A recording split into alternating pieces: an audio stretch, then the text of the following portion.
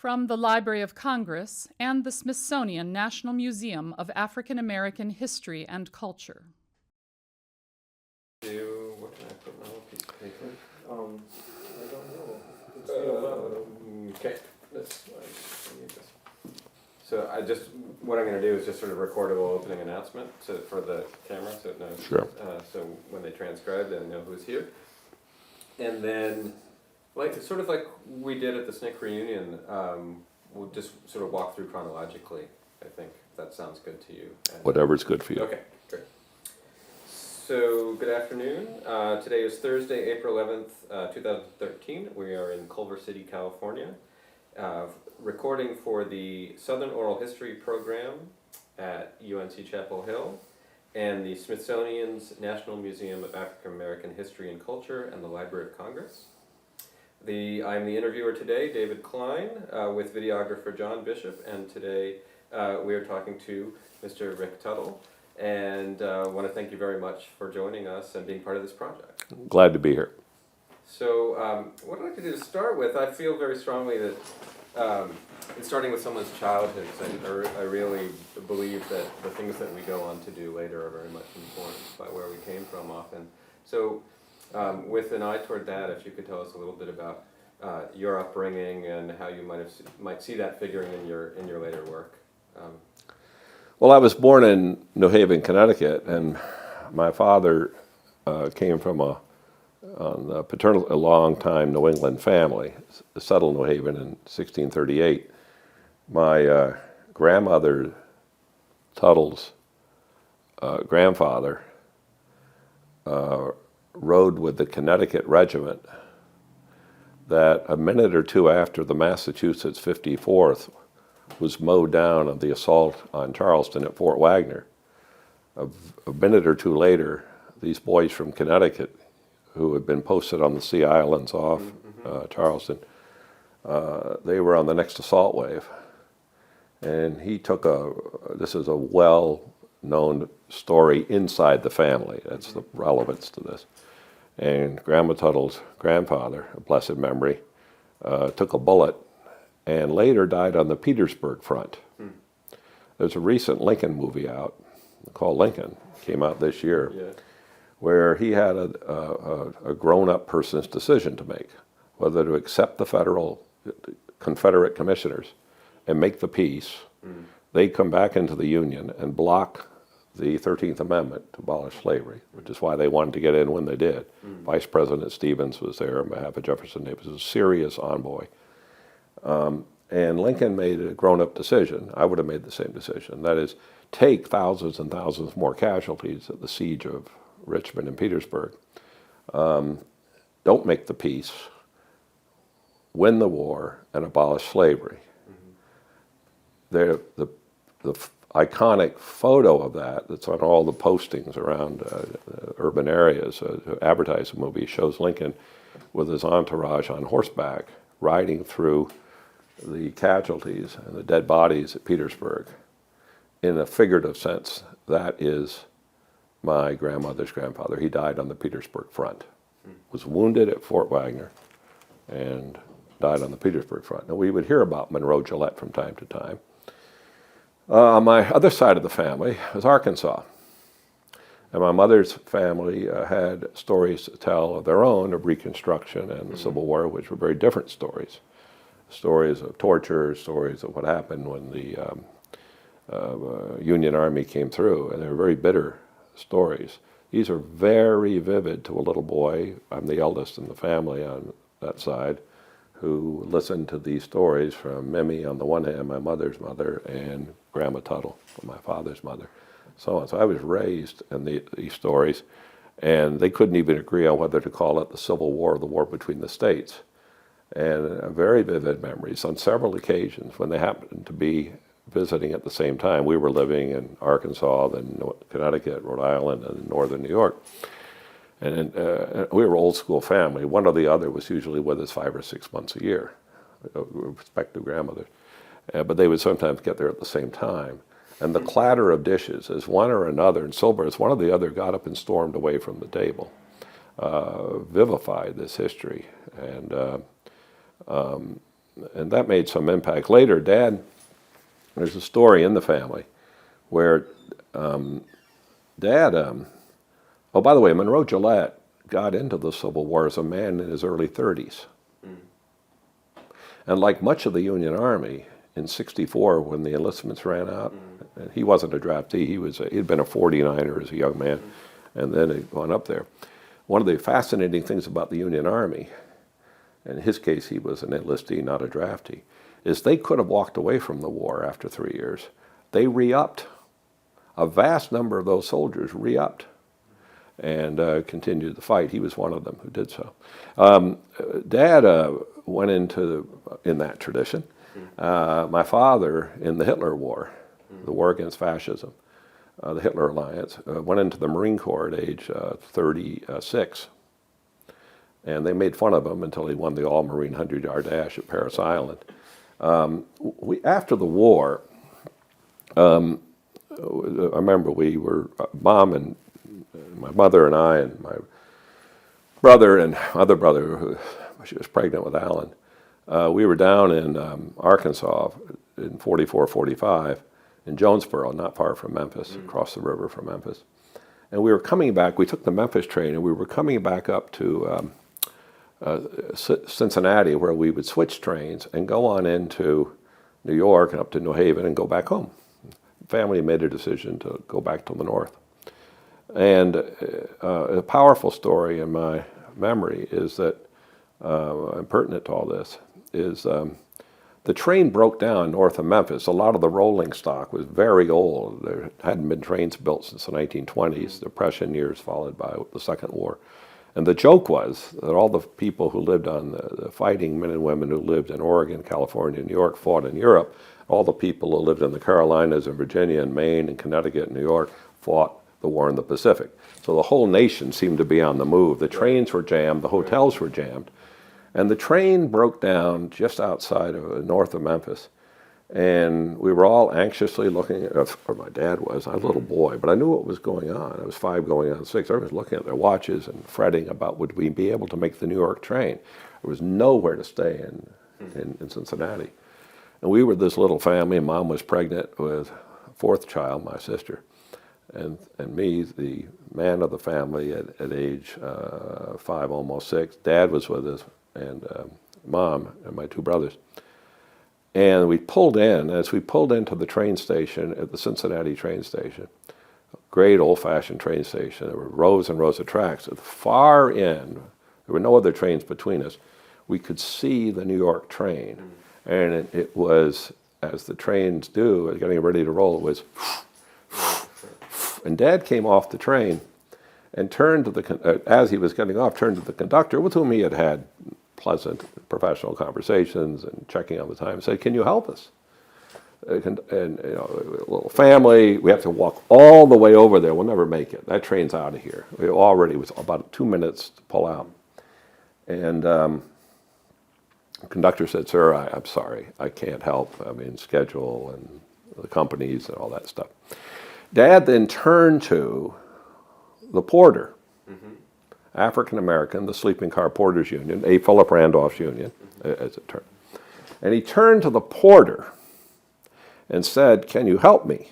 Can you help us?" The porter, we weren't in the sleeping car, but the porters were around. They saw the situation, grasped it instantly. And Porter looked at my father. Dad was in uniform, my father, as I remember. My father looked at him, they looked at each other, and Dad stepped closer and showed him something. And it was a card. And the porter turned, looked up the line to another porter, younger man, I remember that way, like that. He went like that train stopped. And we, in an orderly way, walked over and were welcomed onto the other train. I said to my father, "What is it, Dad, that you showed him?" There was no money. There was no greenback. I didn't know much about the world, but I saw what I saw. And my father pulled out the card and showed it to me. The card was a card of the NAACP. My father had been an active member of the NAACP, the National Association of the Advancement of Colored People, in New Haven, Connecticut. had coached. My father was a great athlete and also Marine Corps 100-yard dash, all that. And was also probably the finest high school track coach in New England at the time. They won 9 out of 10 Connecticut state championships, Hill House in New Haven, and ran the great New Haven Harrier teams, hundreds of young men, a fair number of whom were African American. And so I was a little boy around that scene, though he was no longer coaching and become a principal, but around that scene, and the school where he was principal was predominantly African American, the Dixwell Avenue area of New Haven. And my father was engaged civically in various ways, not a particularly political man in the electoral sense, but civically engaged. And that story has always stuck in my mind. It's what organization can do. To be organized, and in this case, to be organized around the right cause, is something that made a powerful impact on me. And the more I learned later about the sleeping car porters, I realized just exactly what a good move that was. In any event, I grew up in the North and later went to Wesleyan in Connecticut, high school, and I went to 10 different schools before high school. Moved around a lot. The war was on. A lot of people were moving around in those days. And then wound up in Plattsburgh High School, a terrific place. Like a lot of us, worked my way through college, construction jobs, and so on. Even was a bit of a farmer for a while. As a little guy, delivered newspapers for 3 years. Went to Wesleyan University in Middletown, Connecticut. When I was there, when I arrived, we walked in and joined a fraternity, the Alpha Chi Rho fraternity, and our group of chaps at the local, we were local, one of the locals, one of, I think, 27 locals, had a year or two earlier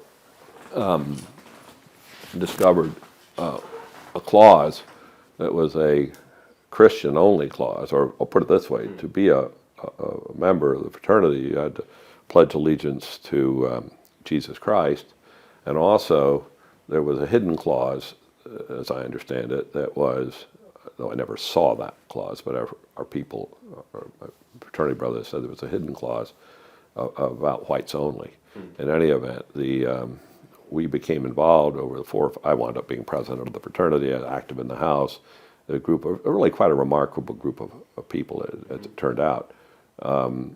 Both in college terms, alumni terms, and also just generally civically. And we got involved in the battle against discrimination in that fraternity. I don't think it took a lot of guts for us to be involved, even in the post-Joe McCarthy era, to be involved in the civil rights fight in the middle of a liberal arts college in the Connecticut River Valley. But it got us familiar with the vocabulary and the concepts of civil rights. And we were, well, correctly, we were one of 3 fraternities widely seen out of 12 who engaged in this struggle. Some of them didn't have to. They didn't have these clauses. Others chose not to. I served on the Civil Rights Committee of the campus. But the main arena was working on these issues. We're trying to retain the property and to break from our national.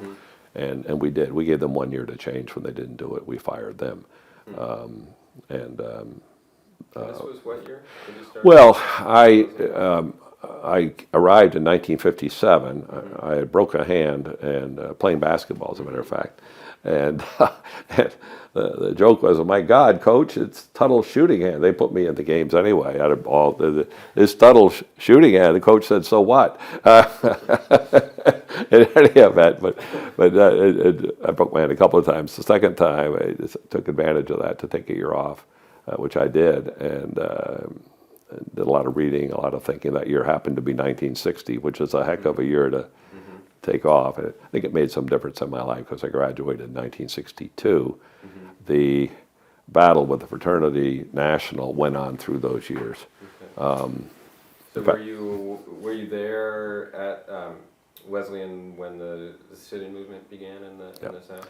Yeah, the fall of '57, the Little Rock took place, and I had. There's another feature to my upbringing. There, when I was there as a little guy, I saw something of segregation. Saw a bit of it. I was a little guy, though. I was 5 and 6, went back down to visit family members just before going off to college, a year or so before, that sort of sophomore, junior year, and saw something of segregation. Did not like what I saw, heard a lot about it, et cetera. But I had come to a settled opinion that this segregation business was a bad idea for the people who were being affected by it, who were Negro, African American, and also in some ways crippling for whites. And then in addition to that, I thought a bad idea in many respects, including voting rights, public accommodations, other things. But our battle was over here in this fraternity, and then what's very pertinent, sit-ins took place, and I was out of college up in Plattsburgh when the Woolworth sit-ins were taking place, and I have trouble now recalling whether I actually went down and actually was in the line, sort of picket line around the Woolworths in Plattsburgh. I know I wasn't at Middletown. I don't think I actually was there. I know I thought about it, but I was sort of disconnected from campus and disconnected from other people. A little later, the next year, came the Freedom Rides.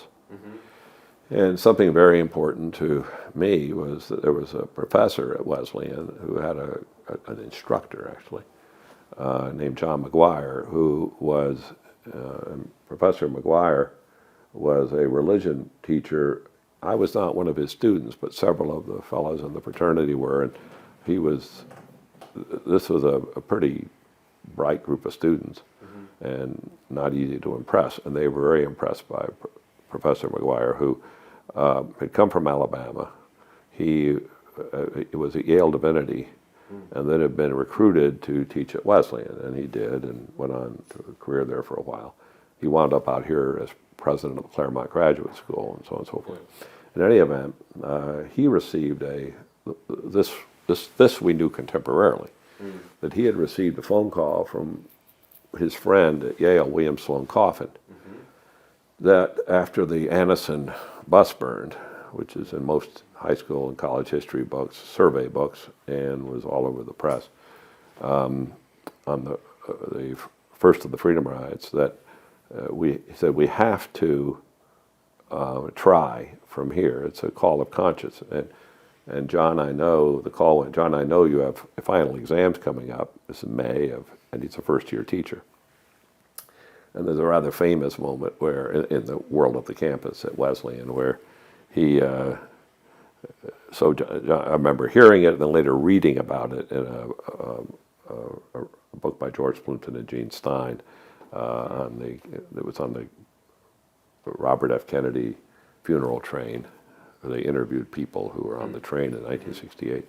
But in any event, it captures the story there too, where John McGuire went in to see the dean of the department, the chair of the department, Dr. David Swift, and said, Dr. Swift, I know this is unusual, and I realize I know what I'm doing, but I have a call of conscience.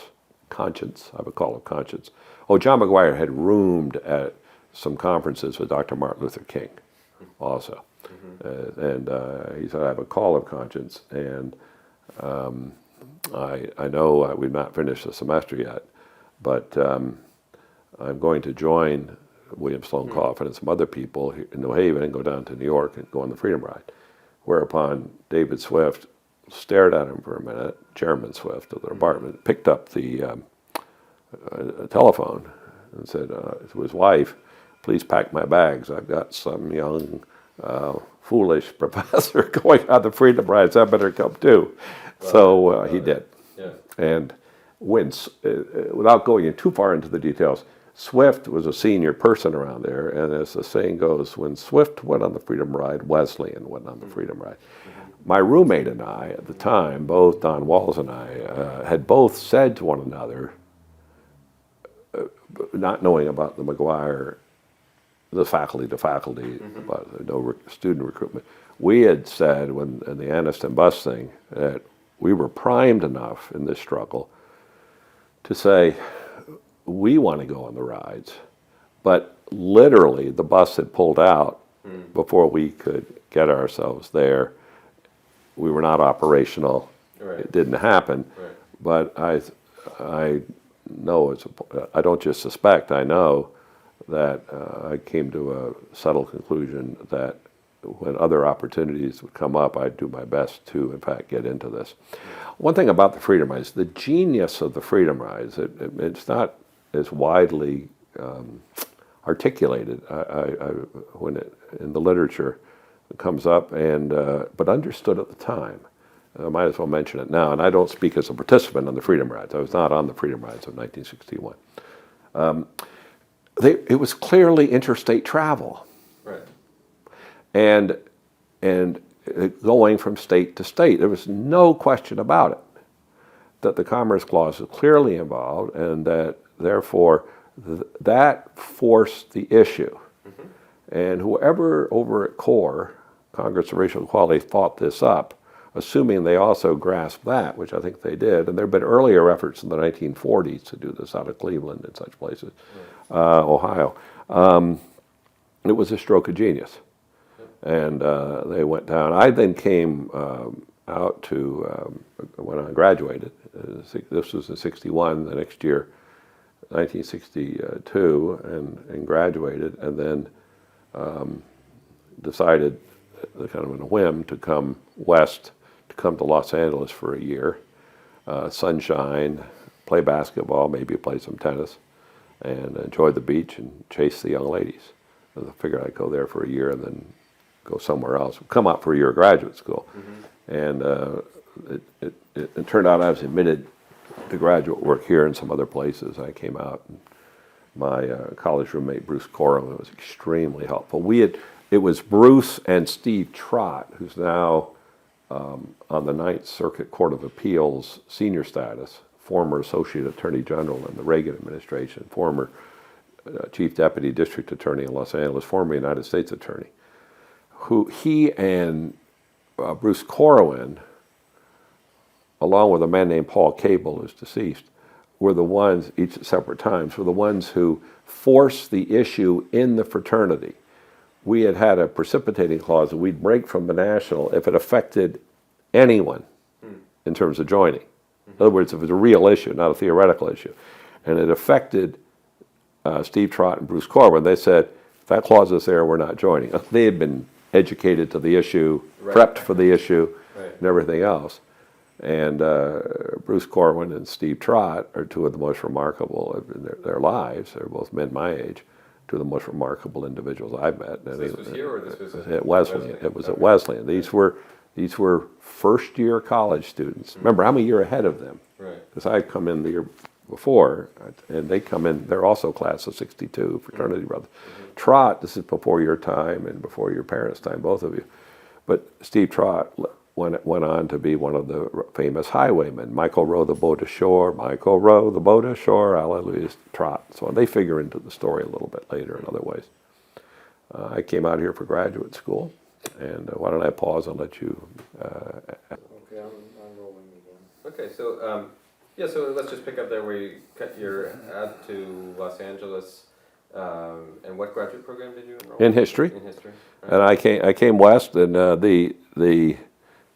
in all seriousness, not only was it to chase the young ladies and play basketball and tennis, but I had done a long paper in my junior year, having been away from college year, came back, on the American Progressive Movement. One of the great historians of the progressive movement is Professor George Mowry, who taught at UCLA. And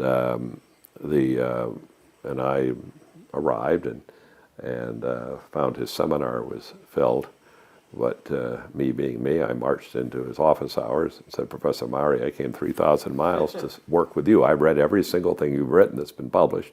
I went to Wesleyan, and so he said, well, I think we can work you into the seminar. So and he was a wonderful man to me. And he wound up back at Chapel Hill, by the way. He had been a student. He had been very close to Frank Graham when Frank Graham was before Frank Graham became governor or senator for a while in North Carolina, he had been a student of, he had been a professor for a while at Chapel Hill, and wound up at UCLA after a couple of other stops, and terrific man. So but I don't know anyone to speak of in Los Angeles, and but I began to get acquainted with folks. But in my case, what precipitated my engagement in all this directly was I had been, along with Steve Trott, had helped bring the National Student Association to Wesleyan. It's an idea Bob Patricelli had when Bob ran for student body president, Wesleyan, to sort of get campus politics out of the sandbox and into a fuller engagement. And I had played some role there at a conference, a regional conference, and we made a report at Wesleyan. So I was somewhat informed on National Student Association. I wrote a letter in support of NSA when I was at UCLA, probably a letter of that little consequence since no one knew me, but it was defending NSA, National Student Association, when there had been a hostile editorial written in the campus newspaper, the Daily Bruin. So I wrote, and then I figured I better get over to the office and learn something about the men and women who are over at NSA on this chapter. I knew it was a strong chapter. And I then met Steve McNichols. And Steve McNichols, who later that year in 1963 became the NSA rep, was active in NSA, and it turned out, and they thought of me as a fellow NSAer, having had this background and so on. I met a fellow named Steve Robbins, who became national president of NSA. This was the year before the CIA involvement with NSA had been revealed by Mike Wood, who was a friend of McNichols. But Steve had done the Freedom Rides, in fact, from the West Coast. Part of the idea on the Freedom Rides was to try to fill the jails and to come in a pincer movement, West Coast, East Coast. And and in the course of that, a couple of years earlier, not only had Steve McNichols and Bob Singleton, Helen Singleton, Bob Farrell, who later was the city councilman, Bob Singleton, who in Los Angeles, and Steve, and then Helen and Bob Singleton. Bob's going on to be professor at Loyola Marymount. Helen, very active in the arts. They went, the Singletons went on the Mississippi Freedom Ride and did jail time, prison time at Parchment State Penitentiary.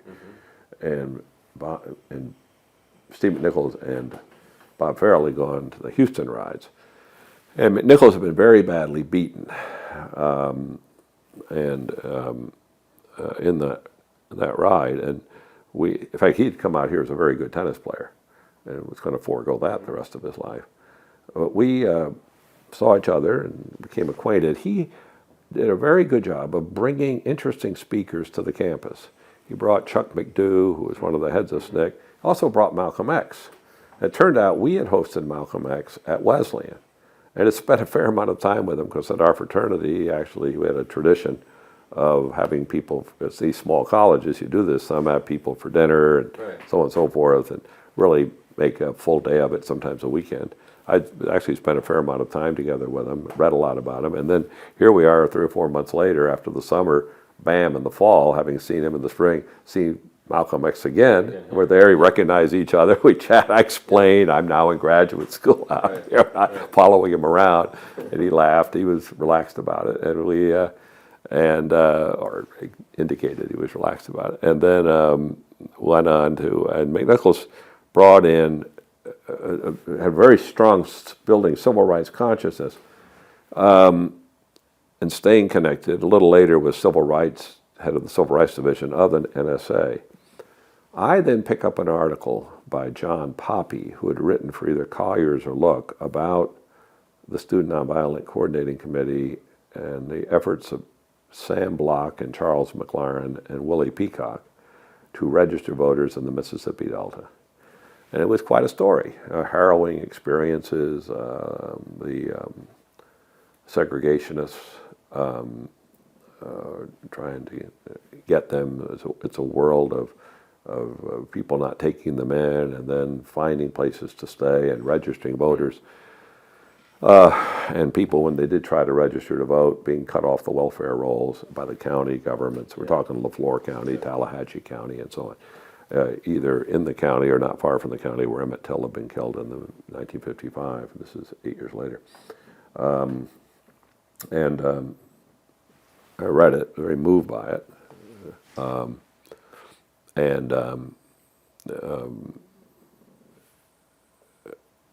Thought about it, and then a good deal. And then all hell broke loose in Birmingham in May of 63. We're talking the academic year 62, 63. Fire hoses, and I'm not particularly a person wedded to the television screen, but I was, by that time I'm with a family where I'm in effect helping take care of their kids on weekends and kind of a nanny figure, but that overstates it, but wonderful family. And I had great admiration for both Norm and Gabby Reskin. Norm Reskin was something of a war hero. He flew fighter planes over Nazi Germany. There's stories of him, parachuting out in the Marquis, helping him get out, getting him back across the channel, then flying more planes. And he was R-E-S-K-I-N, Norm Reskin, Norman Reskin, terrific guy. It wasn't just his biography; it's the kind of individual he was. He's now deceased, and I said to him, keeping in mind this Freedom Rider business a couple of years earlier. Right. I thought I had a teaching assistantship lined up. I had a resident assistantship lined up. I wasn't married. I had no particular important person in my life in that regard. I was eager. I wasn't particularly finding anyone willing. And furthermore, and I had no debt. And it occurred to me, if I'm ever going to be able to do something like this, now I know a lot about these things from my perspective. Right. I better do it. And I asked Norm about it. We sometimes have a graham crackers and milk when he got home, and I'm family tucking in. And I said, "What do you think?" He said, "Well, if I have a mortgage and a family and a business and everything else." He said, "But if I were in your situation, I'd do it." Well, that's important to me. His views are important to me. It's still notional, but getting more of a live option. The John Poppy story, I could cite that, practically quote that story right now. And then, of course, the several days of Bull Connor and the fire hoses and all the rest of it. And I come across campus. I should add that there was, she's not a public figure, so I'll just mention her name. There was a young lady I was particularly interested in, with whom I had shared my notions, my thoughts about this. There are gender components to these things.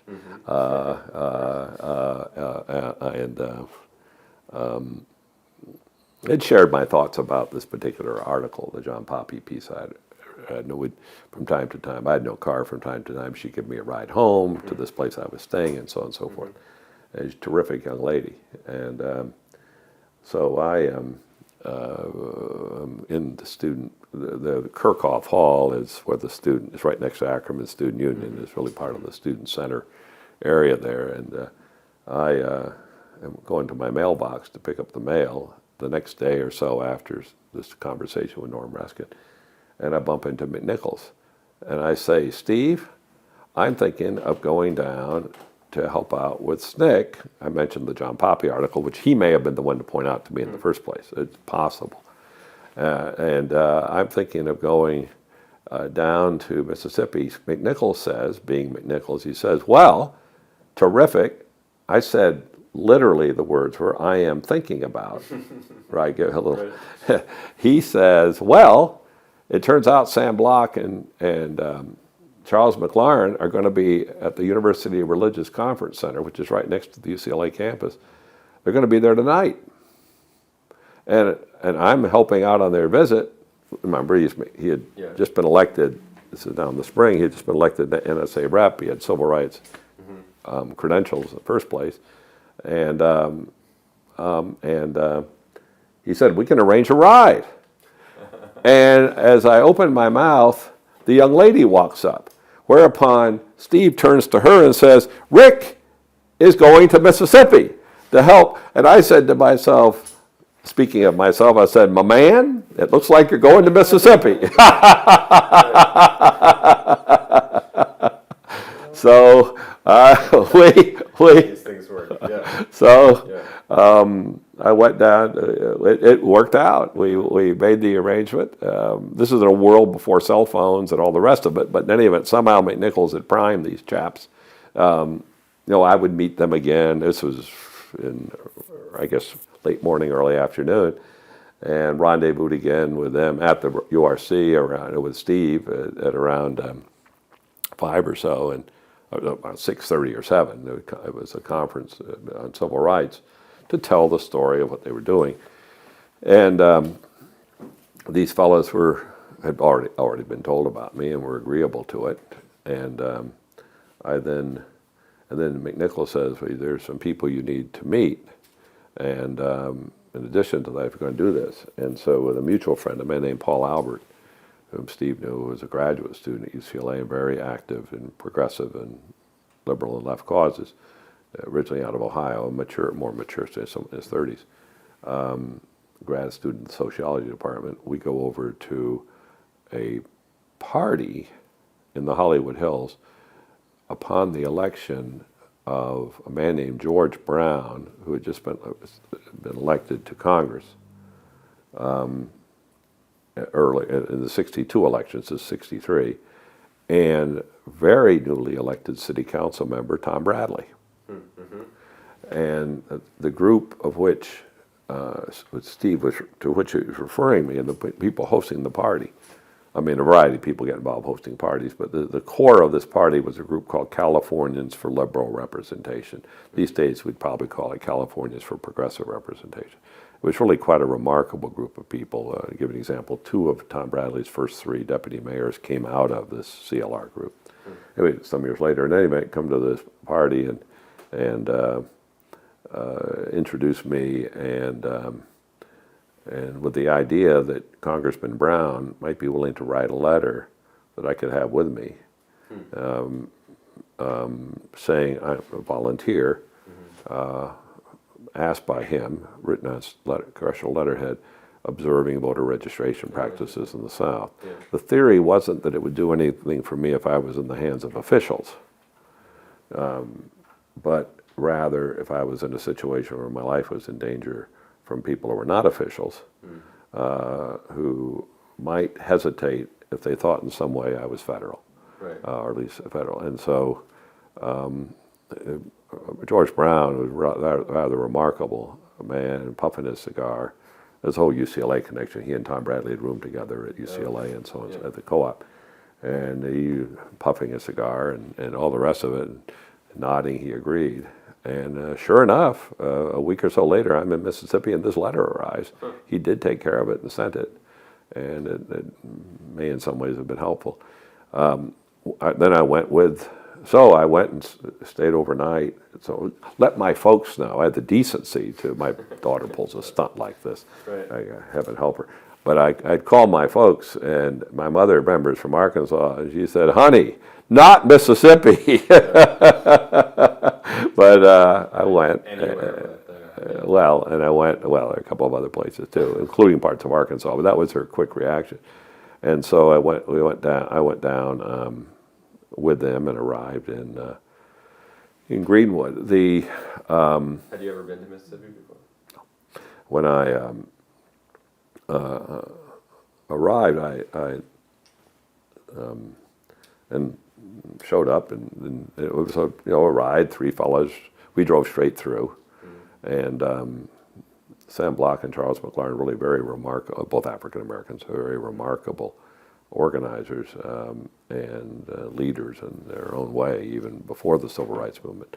Sam Block was a well-known, popular musician. Sam Block's band was going around doing lots of dances and parties, tremendously well known all through Mississippi in African American circles, and a real extraordinary fellow. He passed away some years ago out here in Los Angeles, but he's originally a native Mississippian.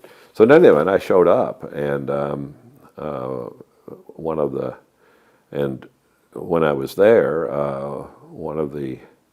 I was there for a bit of time and in Mississippi, and I remember, for example, going to a church south of Greenwood, north of Canton, Mississippi, a small rural church, and hearing in vivid terms the Exodus story and the Promised Land and getting to freedom, and giving special resonance to that wonderful song, Go Down Moses, Way Down in Freedom Land, and so on, all done deep in the curriculum of what Baptists describe as the Old Testament, and very powerful linkages to what had happened to the Jewish people, the Hebrew people, in the Exodus and in the book of Exodus. In any event, I can remember going to a voter registration rally in outskirts of Canton, Mississippi, and we're there, and about different people, and they're about to have me say a few words. I was the white guy. I was the white person around. This is the year before Mississippi Freedom Summer, '63. Right. So I found myself sort of at this church, and then about to do it here, sort of representing the fact that there are people who are allies, that we care. We're in the North and in the West, you've got support and so on and so forth. And I was careful to limit my remarks to a very few words. But when I did speak briefly, and I was ready to speak again, and at this baseball field rally over on the third base side, and Willie Peacock walked over to me and said, before I spoke, and others said, "Time to go. Just walk." And so and don't look. So we just walked towards cars, and we got into cars, and then I did take a peek. Coming around on the right field side, on the first base side, there they were, the Confederate flags flying, carload after carload after carload of guys in those cars, and the crowd it was late afternoon, dusk, or early evening, summertime, dusk, and people just fading away. And we drove out of there and got on the road and drove on into the night and got back safely. But you got some idea of the menace and so on. A little later... I was going to ask you, because you talked about driving with them across country to Mississippi. Okay. I was going to ask you, when you mentioned driving across country to Mississippi, just being in a car, guys of different races, could be quite challenging to some people at that We time. drove through without we didn't particularly stop. We highballed. I mean, we're all driving pretty fast across Texas and across the Southwest. We just kept, it was kind of, we just rolled through. There was no, we stopped, we rolled in at Greenwood. It was dark, it was late. It wasn't, people were still in the office, 708 Avenue N. I remember visiting it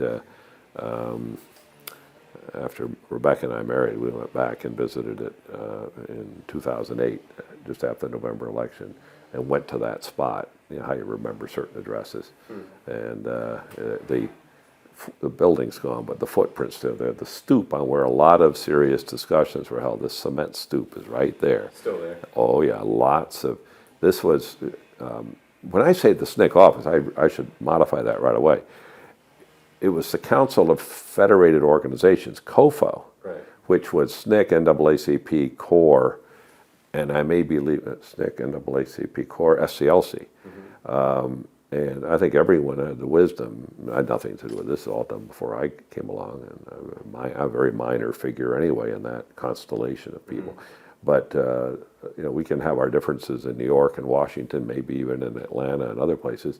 But down there, it's so serious, we better have a combined effort. Right. And so it was a COFO operation. Right. Now, as a practical matter, a fair number of the people there was SNCC, but for example, a man named Dave Dennis came in one day and he was with CORE and so on. And it didn't, I mean, everyone, it didn't, I mean, it may have been episodes other places where these things were worked out. I wasn't there that long, but when I was there, it was consequential. They moved me on to Georgia, but because I was literally bunked in, sleeping in the same bed with Lawrence Guillot. And he was in charge of the office because Bob Moses was up in New England. And we got up, I remember it was kind of a house behind a house in Greenwood, near the office. We were there, and it would overstate it to call it a safe house, but it was a hard place to find. To go in and start looking for people in that area. And we were there. I think probably the law enforcement knew perfectly well where we were. But on the other hand, we weren't violating any laws, at least in the immediate sense. And I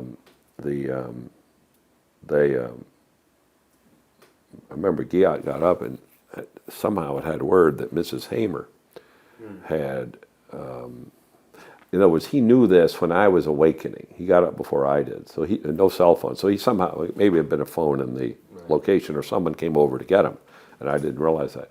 But he said to me as I woke up and rubbed my eyes open, he said, I'm going to go bail out Mrs. Hamer, Fannie Lou Hamer, and some young ladies who were arrested over in Winona.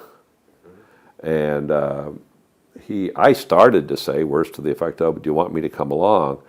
I can't remember if I actually uttered the words or not, but he was out the door. And he drove over to get them. And we learned, and did not come back right away, nor did they come with him. And we learned that when he arrived, they handcuffed him and beat the heck out of him with baseball bats in broad daylight, on a Sunday, right near a Baptist church. Just beat him up, baseball, really, and his head was swollen. They threw him in jail. I wind up over in the office, and been in the office, and now in charge is Willie Peacock. It was in Oakland, Wazir Peacock. And so, and I put myself at, and it was Willie and me, and then there was some drop off in age. I'm 23 at the time. Willie's about my age, so was Guillot. He may have been a year or two younger. But you drop off pretty quickly to 19-year-olds. Bob Moses is away, Sam Block was off somewhere else, and so on.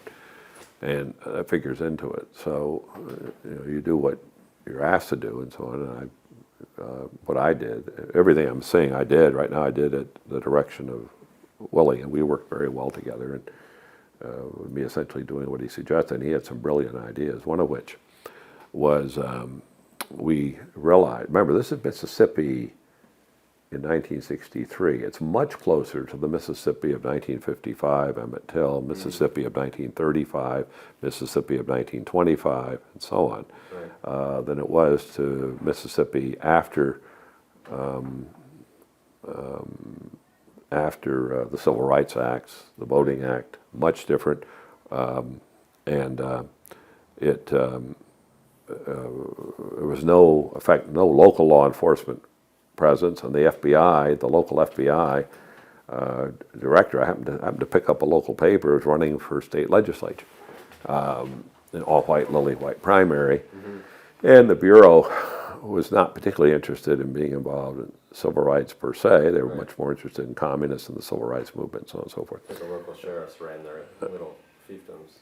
Oh yeah, and this was, and so in any event, we called Claude Sitton at the New York Times at the time, and also Carl Fleming at Newsweek. We divided up calls and first called Julian Bond. Excuse me, I have this backwards. He called Julian Bond, and he called these two reporters. That's what it was. And they may have called into us. I remember some conversation, but now that I think about it, it was through Julian, who was communications director for SNCC. And it seemed to be always available, 2 in the morning, 5 in the morning, at middle of the day, Sunday through Sunday, you know, and so on and so forth. And very, very, very good at this, because the main thing we had, no law enforcement, no particular federal presence, was some press interest. And these folks called, and then Wazir Willie Peacock asked me, he's doing other things, asked me to call Medgar Evers to see about another effort to bail money. So I call Mr. Evers, who says, well, I remember, worst to the effect of, well, Mr. Tuttle, I have to go out now to a meeting. I'll call you when I get back.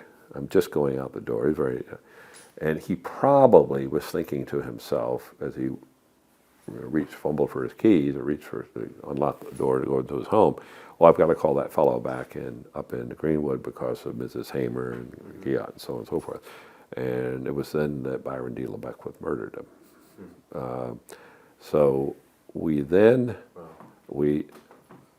and all hell breaks loose in Jackson. Medgar Evers had become a major regional figure and some large degree a national figure, because he had been the voice of Mississippi African Americans in the Emmett Till case, been NAACP director, et cetera. And in Mississippi, on the ground, right in the heart of an extremely dangerous and difficult place. He was murdered.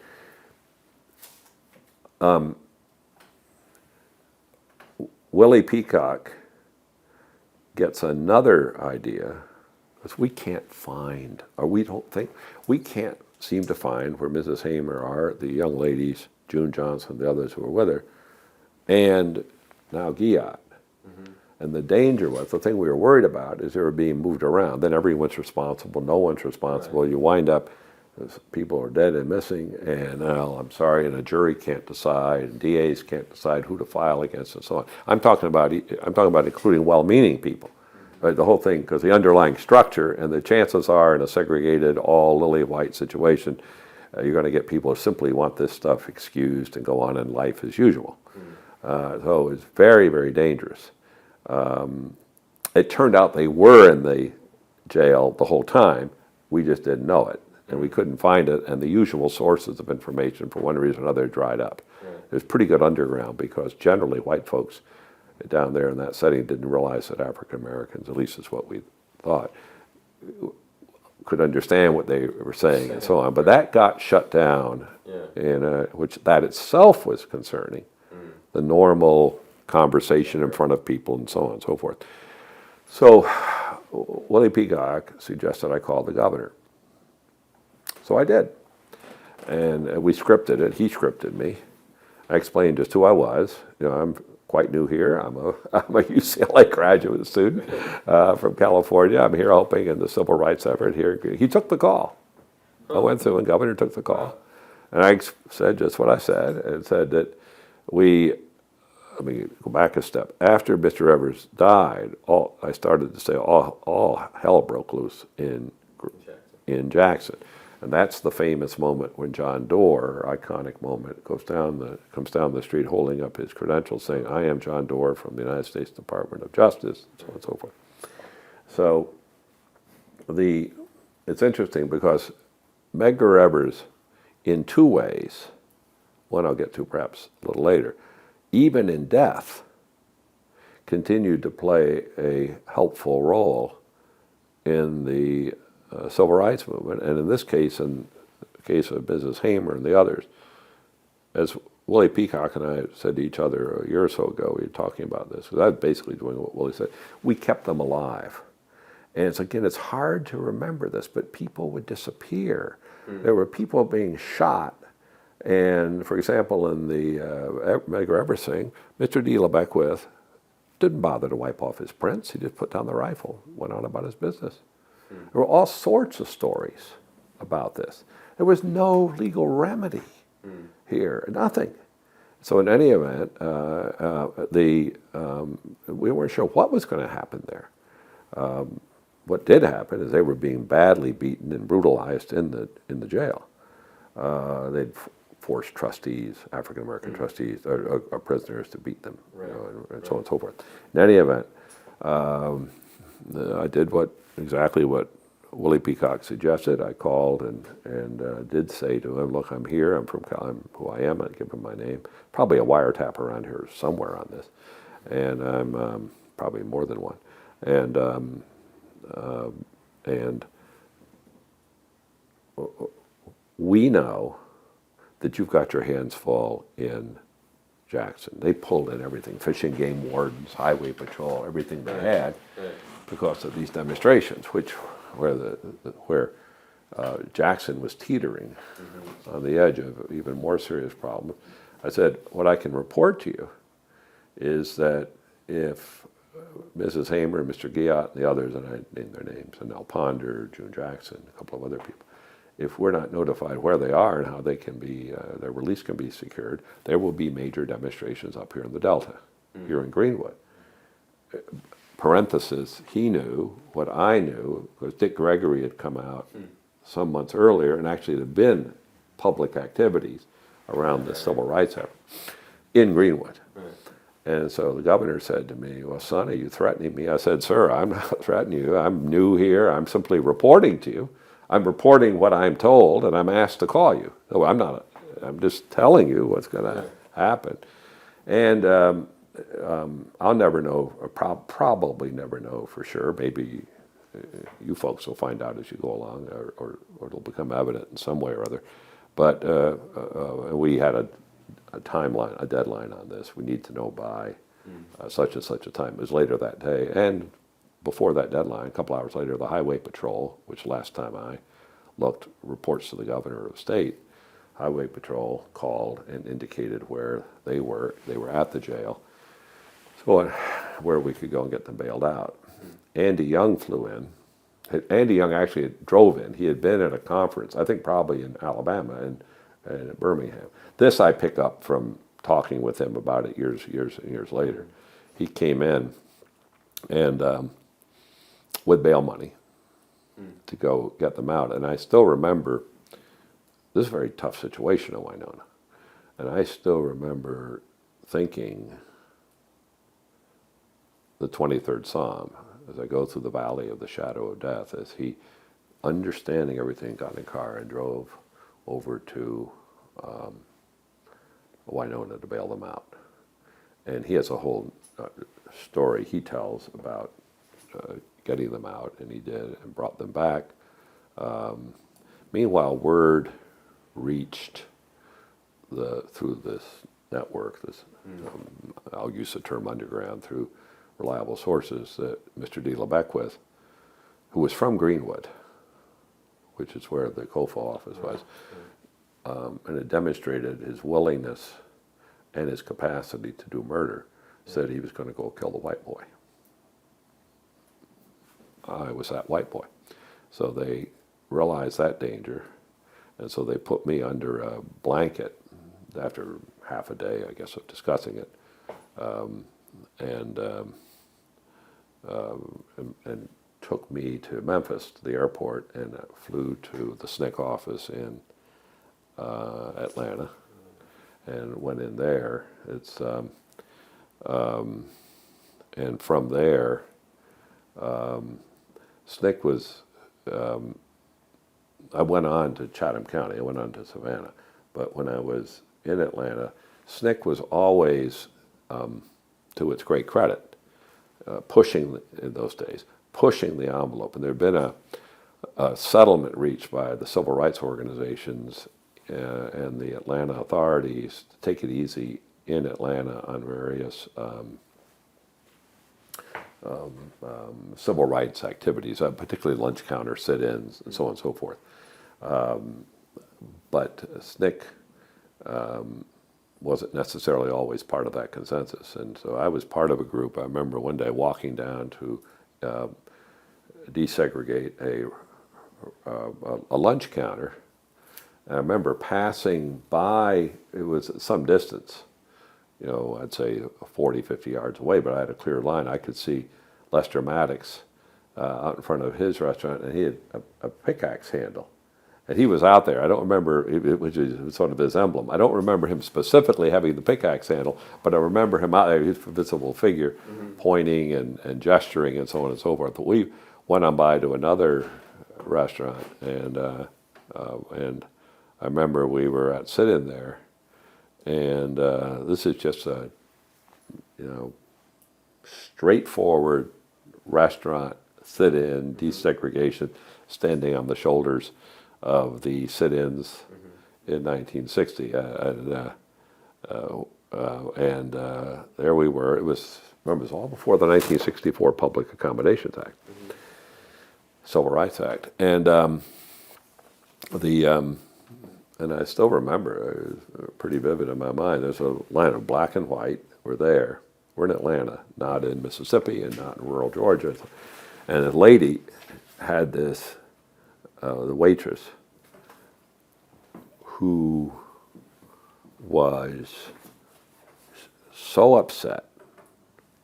Her whole world was being turned upside down. And she had this vat of absolute boiling water. And she was standing, I'm in a lunch counter, and I'm right here, and she's above me, standing above me. I mean, my head's here, and she's here with that lunch box.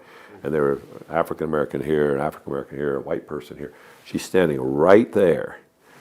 And I looked at her, and she was looking at me, and she was extremely upset.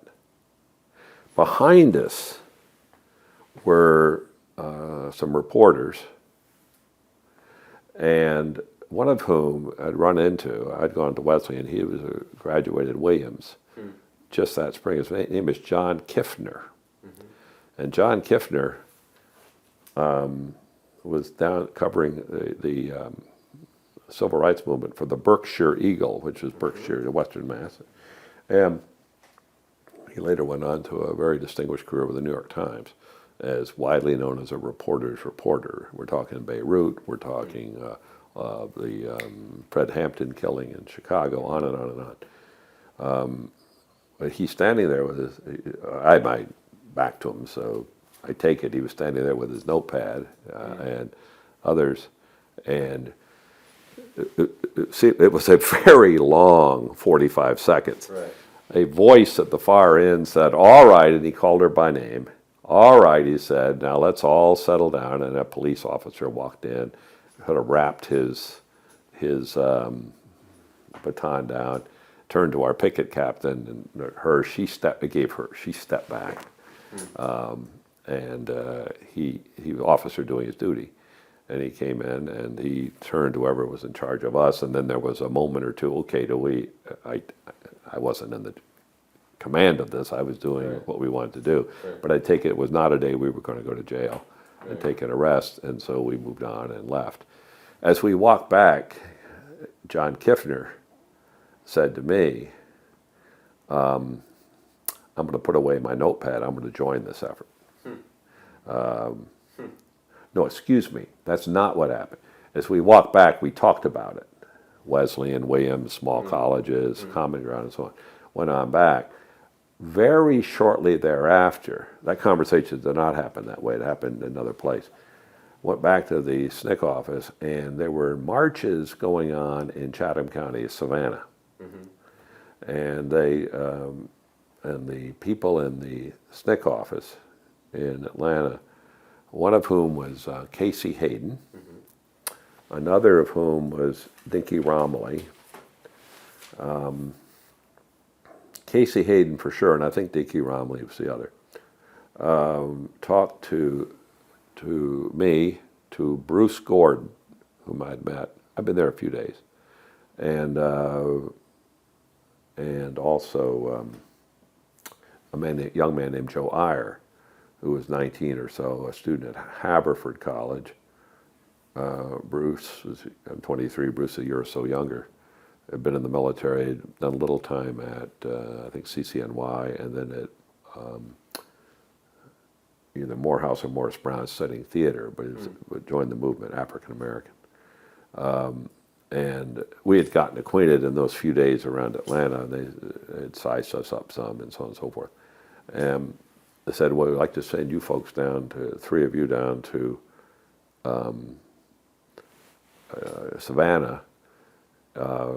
There's a Southern Christian Leadership Conference affiliate named the Chatham County Crusade for Voters, which has been carrying on demonstrations. Hosea Williams, the Reverend Hosea Williams, and Benjamin Van Clark are very charismatic folks. We think you folks might be able to help them with some nonviolent work, and also just be supportive in various ways.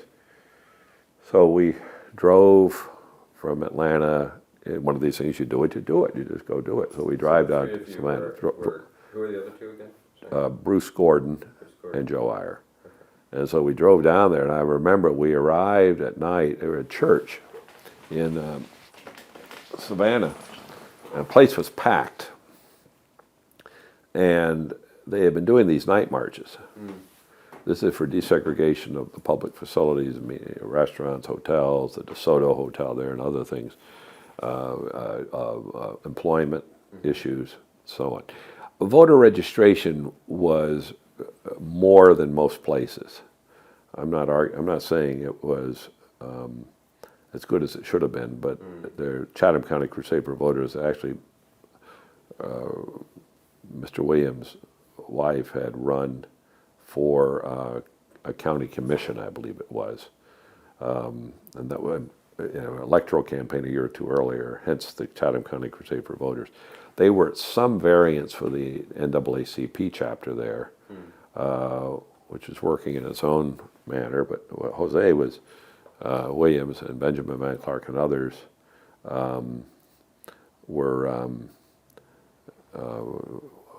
had mobilized very major night marches. So we arrive, and here's this, walk in, and there's this spellbinding oratory from he became a Reverend Williams, chemist of the agriculture department, World War II, badly wounded, left for dead, came back and was beaten up coming as a serviceman, one of these servicemen in the 40s, 1945 or so, beaten up coming off a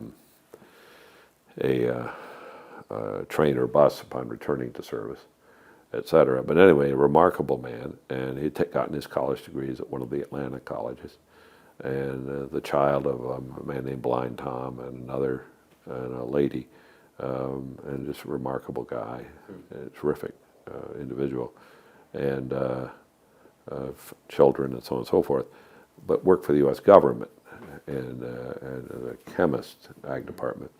And Benjamin Van Clark, who was a terrific, recently out of high school student leader.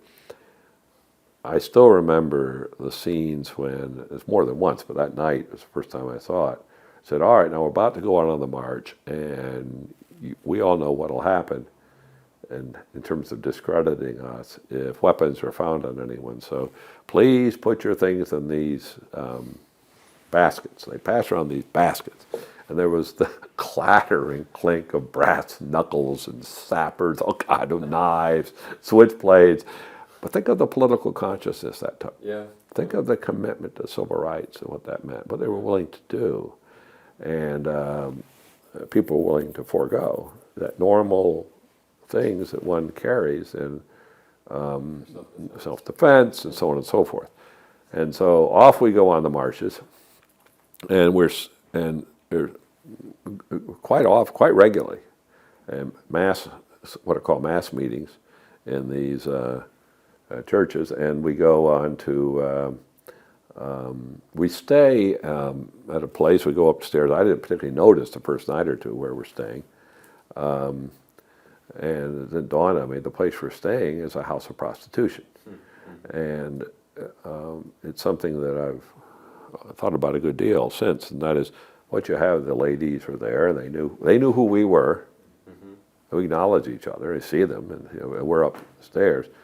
But this was a pro bono thing. The owners were doing this as part of the movement. And furthermore, on occasion, we're actually putting their places of business up as bail money, risking them.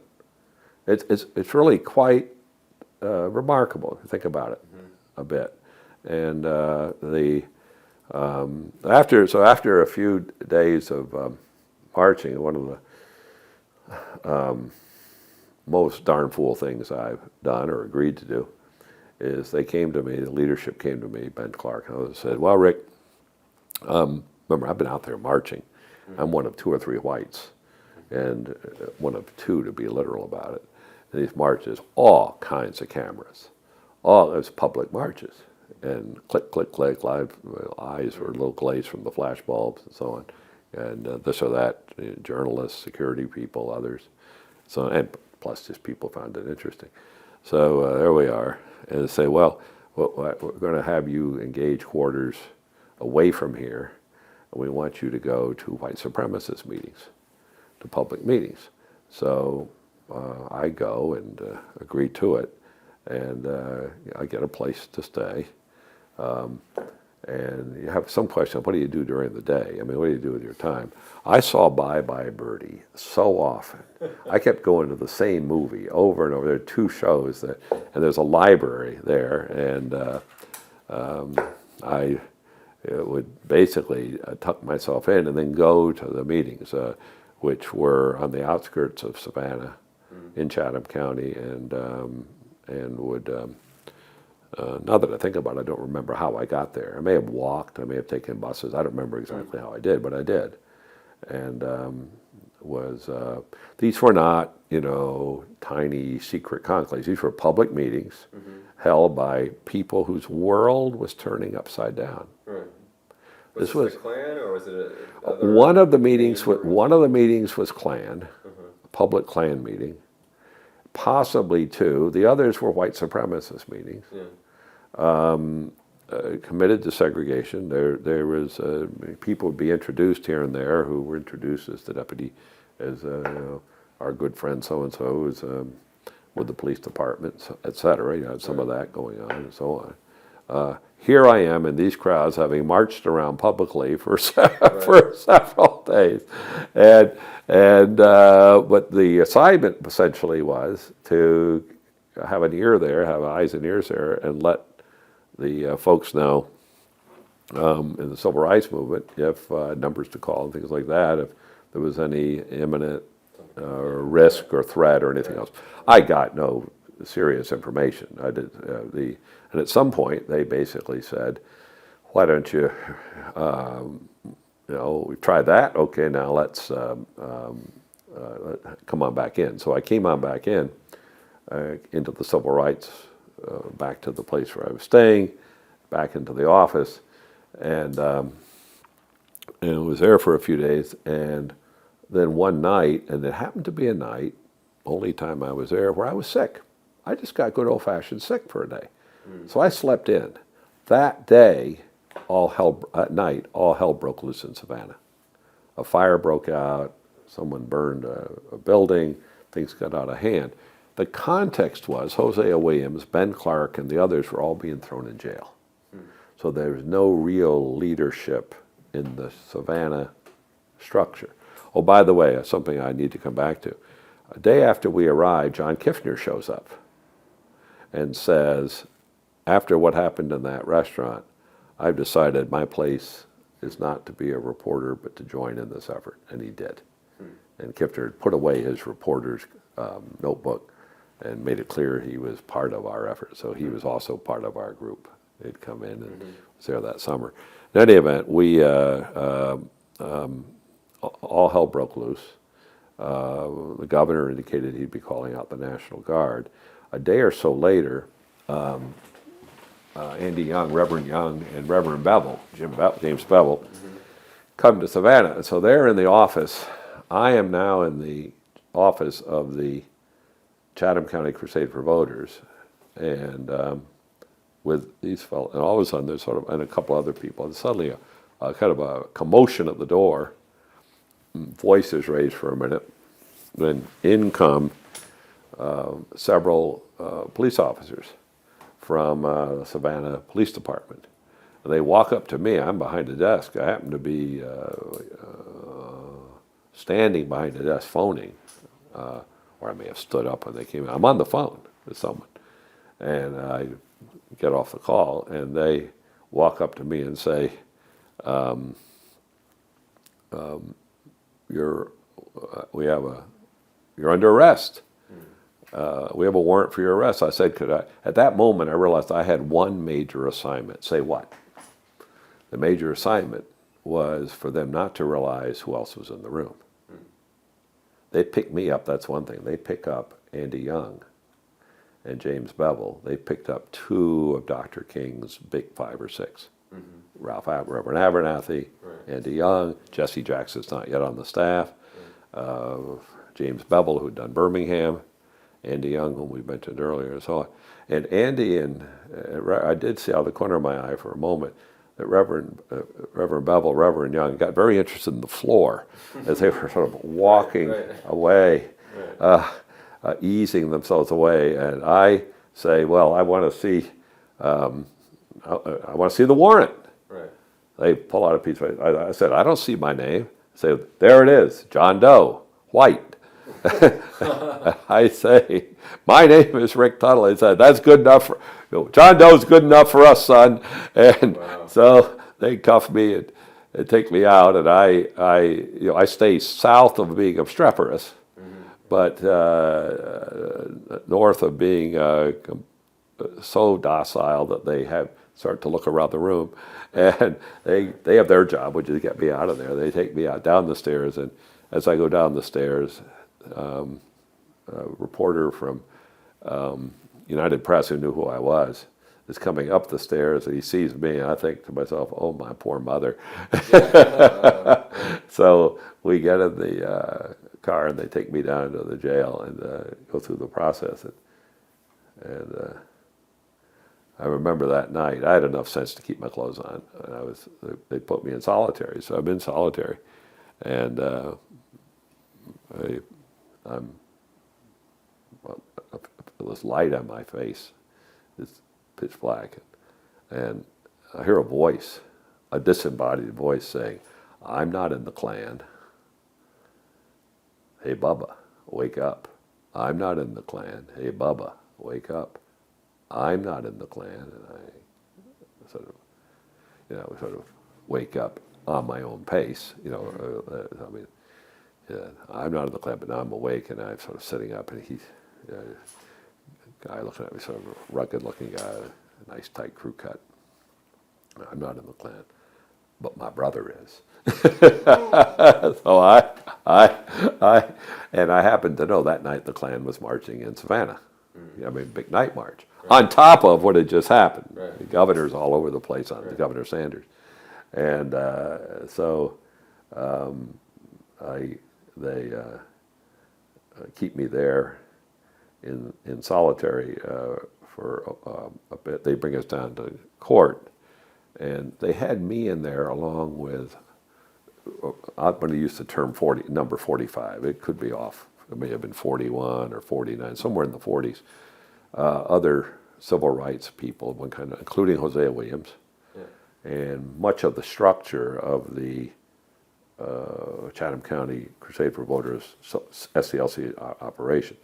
So we went to, represented by James Nabrett III, who is father's been president of Howard University Law School. And they advised us to not be sworn. You could give unsworn testimony, or else they'd come after us on perjury charges, so on and so forth. So we gave unsworn testimony, which is put in the record. So we did, and the judge was Judge Victor Mullen, who in his own way is a very remarkable man. He's blind, completely blind, apparently since childhood, and was raised as a very strong Talmadge faction part of Georgia politics, and was a segregationist and so on. And meanwhile, what he had done, he was using, and something he thought of, he made it clear he had thought of it as time passed, peace bonds, where they get people to swear out complaints and have bonds issued, where then you have to put up property in order to be released from custody. That what I was doing, or others like me are doing, was disturbing their peace. It's not a disturbing the peace charge. It's disturbing the peace enough so that a peace bond is issued. They used to be used in domestic disputes of one kind or another. And what he did is he put on bail terms that were very onerous. Now think about it for a minute. Savannah is a city of about, 200, 300,000. And he would stack, charges were stacked. So I had 7 peace bonds brought against me. Hosea Williams had 7 or 8, and so on. Each one he required unencumbered property. And you just didn't have enough. Right.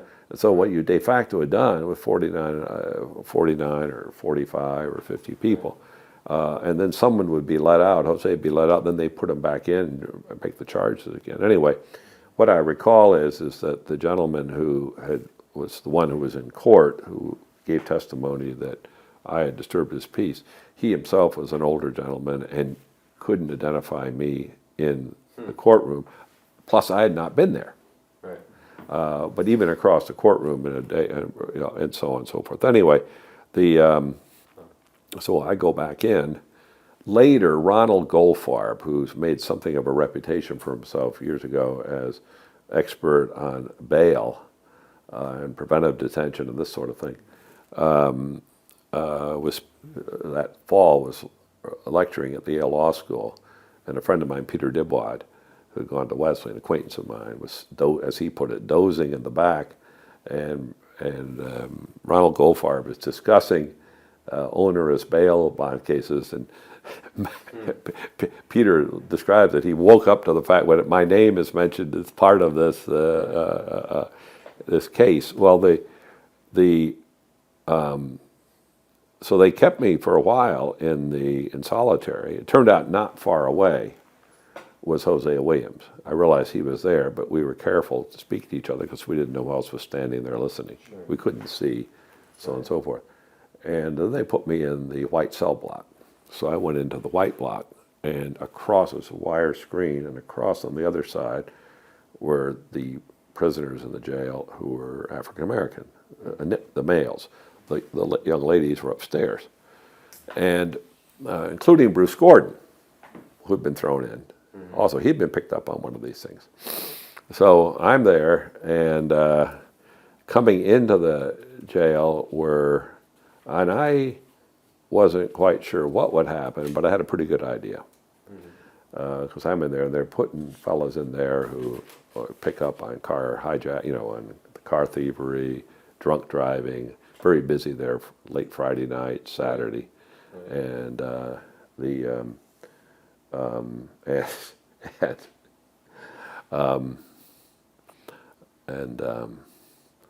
I was in fairly good shape. I had it turned out I do a lot of push-ups and all this sort of stuff, and was pretty fit. At UCLA, I had finished second in the intramural 400 meters or 440, and third in the 880, and and so on and so forth. I've done a lot of walking and all that business. Do endless one-arm push-ups, all this stuff, and so and these guys never touched me. And some of them didn't particularly like what I was doing. Civil rights? What's all this? Mm-hmm. I later learned, I was still there. Bruce told me later, by later I mean we were still in custody, but we could speak to each other through the grating wire. There were 2 things. They spread the rumor that I was one vicious gangbanger out of New York, and don't mess with me. I'm really not sure how plausible that was. Who spread the rumor? They did. The civil rights. Yeah. But what also happened was, and it's really quite a remarkable story, not unlike what I mentioned earlier about the houses that put up their bail money and so on. The trustees, these are guys doing easy time. These are the people who get the cigarettes, get the candy. They can go out on the custody, go across the street, bring it back, pick up newspapers. They're called bridge boys. They wore rather distinctive outfits. They're in jail. I mean, and one of them is a fellow named Popeye, who was a well-known welterweight fighter. Remember, Savannah's a port town, seaport. So They're longshore unions, Marine Shops and Stewart, everything else. It's nice, strong. He's strong, tough, great guy, very friendly to me. And what apparently he and the others did is they said to the white guys as they came through, strip searching them, giving them the usual stuff, Yeah, when you're going into jail, body cavity, all the rest of it. Said, listen, you leave this guy alone. He's with us, and you touch him, and we're going to beat the hell out of you. Now think about that for a minute. They have easy time. They're willing to put it on the line in a segregated corrections, jail situation where if they, and they're creditable guys in terms of following up this threat to anyone who would mess with me, a relative stranger, except I'm involved in civil rights thing, they could wind up in a state prison farm. And that's hard time. They certainly wouldn't be trustees. They were willing to roll that out and put that on the line. Think about what that meant. We decide after a while, because we have some communication back and forth, quite a bit of it, because they're right there graded the African-American civil rights prison. There are plenty of other people in the jail, but they had in that area everyone being held. We decide, or Bruce Gordon, I think it was Bruce who thought of the idea, and that is we're not criminals. We're people doing something that's good. And we're going to do everything we can to act that way. And so I'm 99% sure this is Bruce's idea. Maybe someone else mentioned it. We're going to run a freedom school. So I wound up teaching history. He taught theater arts. Someone else taught mathematics, and so on. And we had these little clusters of people going the day. And it was very interesting, the impact on the guards. They began to see this. It was interesting. There was another thing that happened as well. But this went on a bit, et cetera. And meanwhile, there were efforts, my mom and dad, my son, he's in there. And so they were attempting to represent to the judge. The judge had it in his mind, remember, in from Mississippi, right. Who am I? I'm 23, I'm not 19. He had it in his mind, I was something fairly big time. He wasn't sure what exactly, but I was pretty big time. So I'm there, and when I had been out at UCLA, one of the things I did on Sundays, I'm raised Episcopalian and Methodist, was go to Canterbury, which is the Episcopal. In fact, it raised some money to help finance my trip. I ran around for half a day or a short time. It may have been that very afternoon, I can't remember. But and Father Crowther, who is the Episcopal priest on campus, had made some phone calls, raised some cash from the Presbyterians, from others, from me, and for me, from Episcopalians, the Methodists, and so on, University Religious Conference people, to help underwrite my trip. And down there in the experience, it was just wonderful. He had been involved in the fraternity fight. He had blasted the fraternities and sororities for segregationist practices at about the time we were involved back east. And we had some fellowship together. Well, he later wound up Bishop of Kimberley in South Africa, got thrown out by the apartheid regime. He's going to a national conference in Toronto. I'm being represented to the court as a fairly harmless person. He shows up, Reverend Crowther shows up to bless me. He's on his way to give me communion and to be part and to do everything he could to be sure I wasn't being mistreated. And a little later, Congressman George Brown sends down a couple of aides. So the judge is saying back to his people, wait a minute. And then there's another episode where meanwhile, are we rolling now? Yeah. So, okay, sir. It's okay. That's where we're all. So I'm sitting there in custody, and so are all the others. We have these bail terms that are very tough, Right. and no one's quite figured out how to solve them. And Jose Williams also in custody. He's not in the main block. They have him over in solitary near where I had been. Then he was out. Then he got out. And there was also a distinct possibility that a major effort would be mounted in Savannah.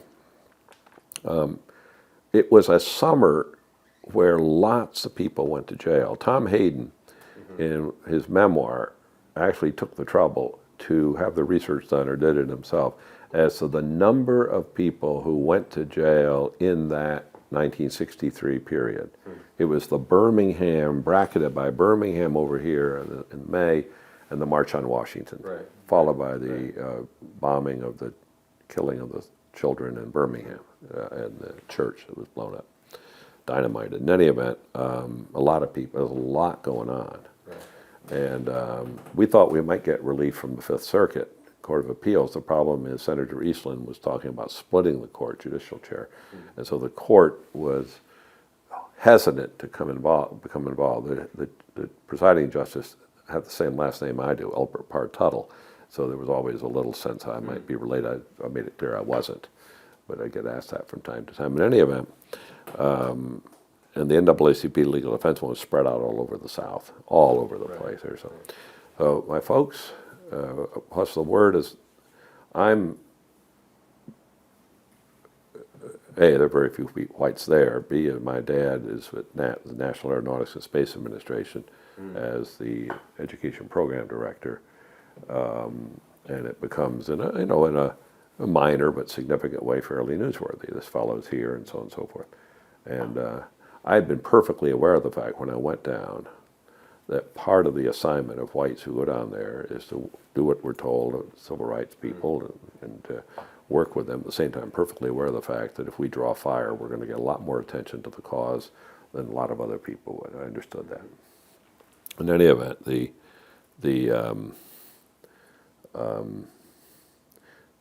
Dad and Mom were reaching out to do whatever they could, and word had gone to New Haven, Connecticut, back to New Haven, that Fred Tuttle, Fred Mary Emily's son, is in jail down there in Savannah, and so on. The word reached Izzy Wexler, who was head of the Anti-Defamation League of Br'nai B'rith in southern Connecticut. And he and Dad, and looking at my father's diaries, I realized this, he and Dad, both as men in their mid-30s, back to what I was saying earlier, Dad went into the Marine Corps, and Izzy into the Army in the Hitler War. And there were two men with families, both 33, 34, 35, 36 years old. Took a while to get in. And they got into the war in 44, trying to get into the Hitler War. And so a lot of people did joint goodbye and good luck parties to them around New Haven. Oh, They knew each other, liked each other, were very close to one another anyway, educators and so on. And so this fit very, it got explained to me very appropriately into a sense of, well, these fights go on one way or another, fight against fascism, fight against segregation, fight against this and that and the other thing. Anyway, Izzy used his contacts to reach the Anti-Defamation League network in Atlanta, who in turn reached Dr. William Wexler, same spelling but no relation, who had been an alderman in Savannah and a very prominent individual and a doctor there. And Dr. Wexler, through another track, people in northern New York and Plattsburgh, Joe Bornstein, reached out through his ADL contacts, and a very good friend of the family, and reached Aaron Bushbaum, who is an attorney in Savannah, starting a business practice, two small children. I graduated from Emory, and meanwhile, coincident with that, Steve Trott, who I mentioned earlier, Hyman at Harvard Law School, was over at major firm in Cincinnati that had Procter & Gamble as a client, so on and so forth, or at least I assume they did. And Trott was from a P&G family. and so was Sally, and coincidentally also reached Aaron Bushbaum, had a person reach Aaron Bushbaum, someone who said, well, Aaron, this isn't my cause, someone in Atlanta, but I know you're interested in civil rights based on our conversations at law school. It turned out Aaron Bushbaum and Bill Wexler were family members through marriage in Savannah, and Aaron Bushbaum agreed to represent me and William Wexler to put up his property. Oh, wow. A stranger in a strange land, Yeah. to use a phrase. So and my deal was I don't go out unless everyone comes out, and they said, fine, we get that. Your case, though, will create the precedent for it because we're going to go to another judge, and instead of having to put up 7 pieces of property, put up 1 piece of property, Right. and so on and so forth, and et cetera. And they, so at that point, they come and see me. I'm cautious because I'm not quite sure who these folks are. I don't know, did not know then what I know now. But I was cautious, polite, and careful. It turned out it was fine. They were both terrific. When it turned out that when Aaron Bushbaum came in to represent me, he said words to the effect of, I'm told I can bring you a book. What book would you like? I said, how about Rise and Fall of the Third Reich? And he said, got it. Yeah. Plus, it's a nice thick book. Right. So that'll ring one more time, then it'll stop. I meant to turn it off. And then, so he was now engaged, but one day he calls my folks, or reaches my folks and said, watch out for this news story. And I'd seen the same thing. Turned out I got the local papers and the Atlanta Constitution. A story was moving across the Constitution, front page and page 3, that the Chatham County Crusade for Voters office, where I'd been arrested, where the Civil Rights Movement, was in the office, apparently for a nominal rent, maybe $1 or something, or free, of the Mine Mill Smelters Workers Union, which had been thrown out of the CIO in 1947 during the days after the Taft-Hartley Act was passed as a communist control union. And I saw this. I wasn't sure if I trusted my own judgment, but Aaron Bushbaum also saw it with a somewhat more independent eye, and both of us had the same reaction. And that is, it looked like the way this story out of Atlanta was, which normally the Constitution's a pro-civil rights paper. Right. On the other hand, there was a great fear about the communists being involved in the civil rights movement. Right. The trajectory of the story was aimed at me. It wasn't just that I saw it. Aaron Bushbaum saw it, independent of me, contacted my folks and said, I don't like the way this story is unfolding, because 1 day had passed and 2 days had passed and so on and so forth. The reaction of the civil rights people in Chatham County was, well, we don't know about this Taft-Hartley, or, that was in the 40s, this is early 60s, Right. and so on. And I think that's probably true. But in any event, here's this, who is this fellow? And he's come in Mississippi and all that. And I don't remember if they specifically said Mississippi, but who is this guy? And it's starting to develop. So Dad calls Bruce Corwin. There's kind of a collective phone call going on here. And Bruce and his father are very engaged in this, Bruce reached Victor Carter, of blessed memory, and Mr. Corwin, of blessed memory, who had been the chair of the campaign of Stanley Mosk for Attorney General. And Stanley Mosk was the Attorney General. Pat Brown was governor. Stanley Mosk was Attorney General of California. And on their say-so, Stanley Mosk writes a letter to the Attorney General of Georgia called the Solicitor General, which says to the Attorney General of Georgia, copy to the Atlanta Constitution. Right. Rick Tuttle is not a communist. I've known him. I have family friends who've known him since he was in a fraternity together, you may not agree on what he's doing in terms of promoting integration and civil rights. I do, but this man's no communist. Young man's no communist. He is and so on, said some nice words about me, so on and so forth. And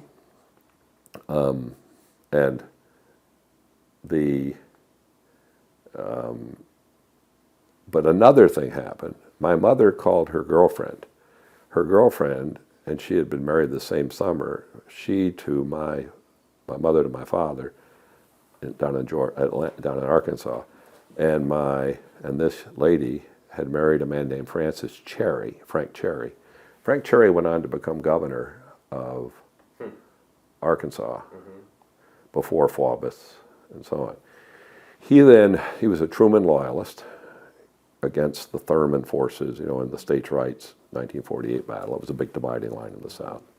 He was appointed head of the Subversive Activities Control Board of the United States. And he called the publisher and said, knock it off. And the story died. He said, don't touch him. Right. You got the wrong guy. Any idea where that story was coming? Who was pushing that to begin with? I don't know.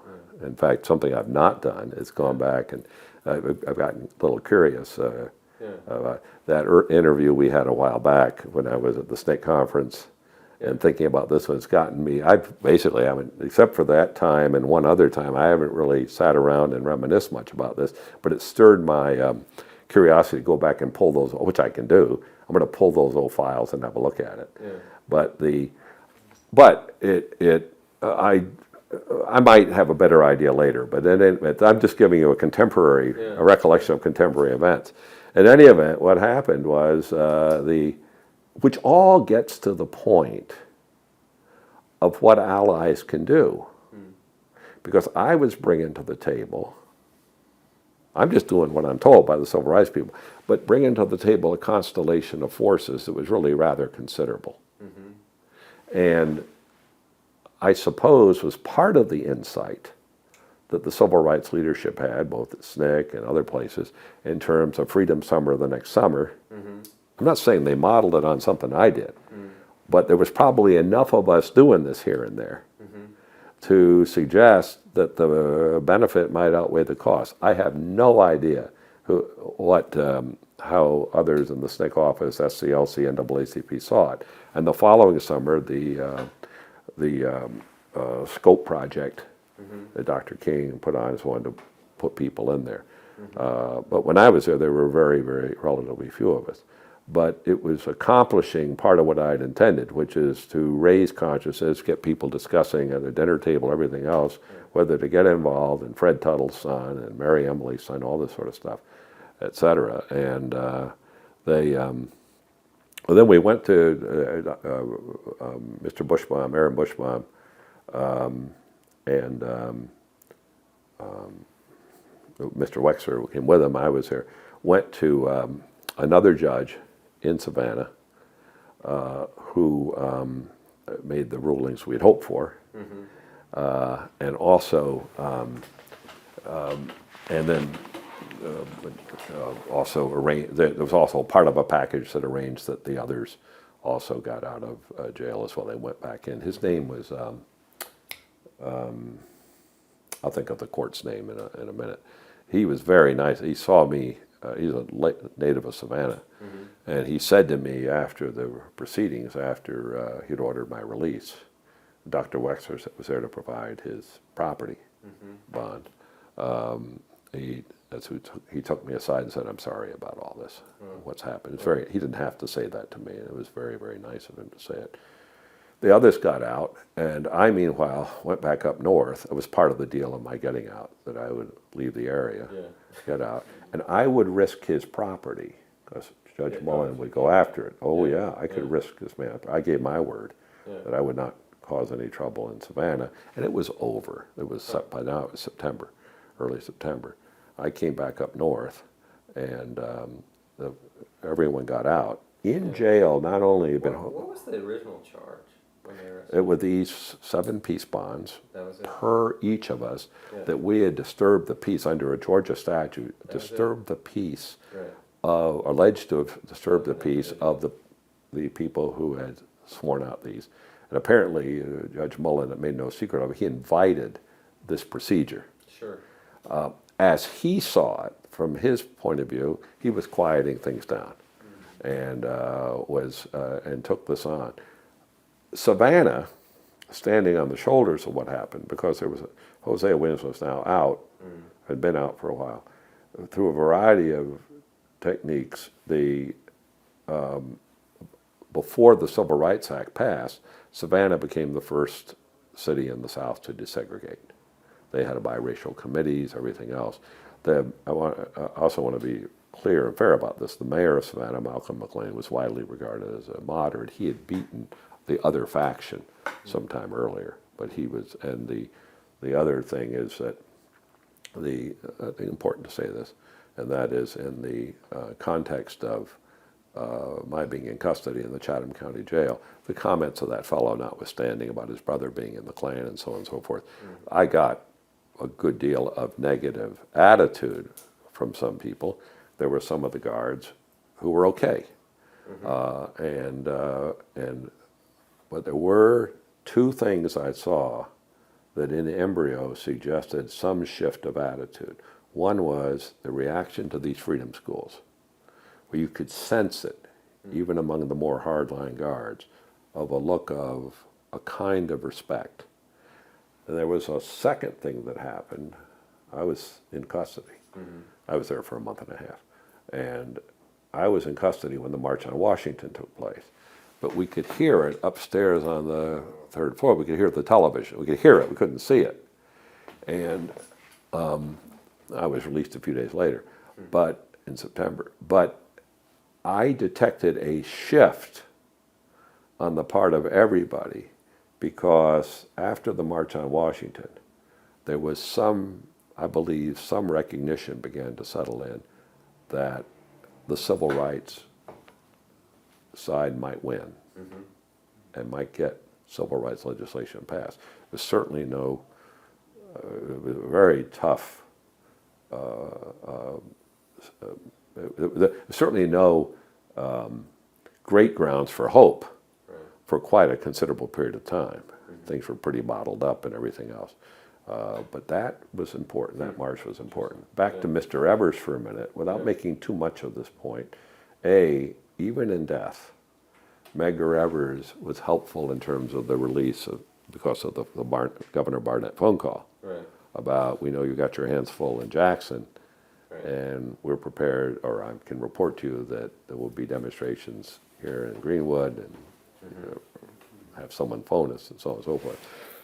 But the other thing was, I've always felt this, that when I went over to Atlanta, one of the things we did a day or so after they got me out is we all went down to the train station and organized crowds to come down and gather people as the funeral train of Medgar Evers came through. And I think one of the ways in which the March on Washington, I'm stretching a point, but I'm going to go ahead and say it because I've held it for years. One of the things that helped make the march so successful, where people came in from all over the country, including coming up from the South. Some came in from California, but most people came in the Eastern time zones, South and North, is as people began to help to create the organizational structures and the relationships and the context. It's all before Twitter and all before email and all before cell phones and everything else. But the relationships to gather on this funeral cortege going up to Washington, relationships that rather shortly afterwards, those same networks would have been deployed to gather people to carpool, get on trains, buses, and pour into Washington for the march. And I've always felt there was some, I've never mentioned it to Mrs. Evers, but it occurs to me, I'm going to send her a letter because the 50th is coming up. I tend to send her a letter to capture that. In any event, I came back out to California, and then we remained involved in some things. Why don't I pause for a minute, give you a chance to... Yeah, we're back. We'll probably, This takes a second to close the file. we'll probably start to wind down, but maybe towards that end, as you're starting to tell us a little bit about what you did then and Well, I came... where that motivated I came back out here, and one of my better decisions I made when I got back was not to become one of these people that would sit around a college campus and endlessly tell these stories. Right. I've told them at the SNCC conference, but it was Rebecca, after Muff passed away, and then I was able to get Rebecca to marry me, who after we married in 2008, we went back to the civil rights sites. Mm-hmm. Went to Winona, Mississippi, which I'd never visited, but certainly had been engaged with Savannah, to Greenwood, went down to Canton, and then I have a family in Mississippi, went to visit them near Philadelphia, and then went across the South to Savannah and actually saw the jail cell where I'd been, because that's now part of the Savannah College of Art and Design. And you can look in, and these are all artists. I actually saw the place I was held. Then we went over to Atlanta and arrived by coincidence in the coincidence at the opening of the Hosea Williams collection. He had gone at a library at the library in Atlanta, whose name will come back to me in a minute. It's a well-known, predominantly African-American collections, and it's on the tip of my tongue. But in any event, his family, those of his remaining family members were there, his children. It was just a coincidence. When we were in Savannah, we arrived, and early before coming across, and it turned out that there was a pictorial collection of Savannah of that summer of '63, and Aaron, Mr. Bushbaum, and his lovely wife Esther were available for dinner, and it turned out they told us that there was this exhibit showing at the Telfair Museum that was, I think, sponsored by the University of Georgia. We walk in, and there are pictures from that summer, from those marches, above Benjamin Van Clark and Trash Brownlee and Hosea Williams and so on. And there were several quotes up, and there were 2 quotes from Rick Tuttle, which probably for almost anyone in Georgia would raise the perfectly natural question of who is Rick Tuttle. But there I was. It was really quite there's a book out on this now, a very very well-appointed book. One of the interesting moments in my life, we were in Greenwood, and at 708 Avenue N, and at that moment, I realized how little we've done in terms of dealing with truly deep poverty in North America and the United States.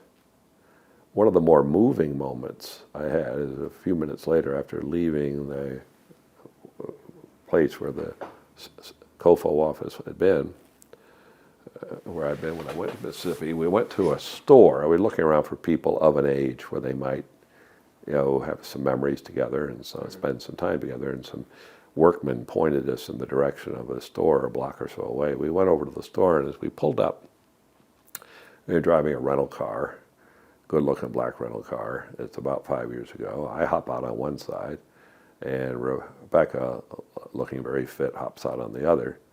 And it probably was hard to tell just exactly who we were, but there's always a possibility. Who knows who we were? We come popping out of the car, and there's a group of young men, African-American young men on the corner, and they begin to move away from us very carefully.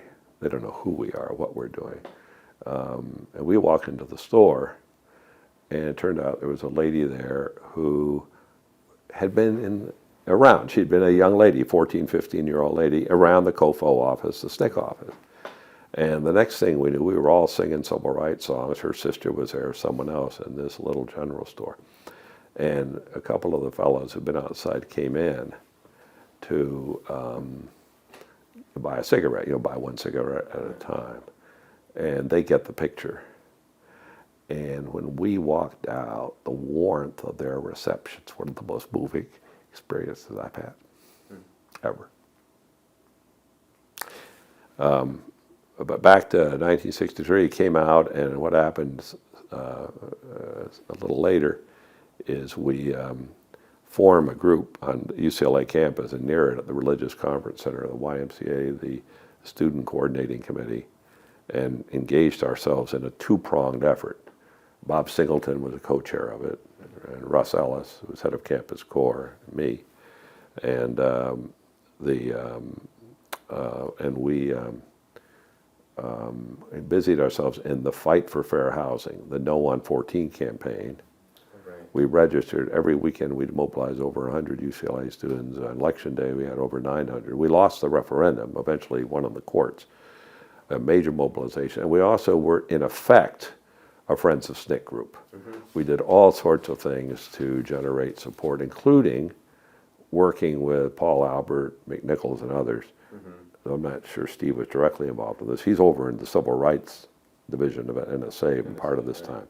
But we worked to attempt to persuade Congressman Gus Hawkins, African-American Congressman, South LA, Congressman Phil Burton, Caucasian from San Francisco, and Congressman William Fitzryan of New York, Manhattan, a Reform Democrat, to hold hearings in Mississippi. So we had all sorts of letters sent. We had people send it from their home addresses, and we'd get other people to send it. And lo and behold, they went and did it. This all at the time when we were just trying to, the congressional committees themselves weren't going to do it. They're under the firm leadership of white segregationist Southern chairmen in most cases. Yeah. Not every case, but in most cases.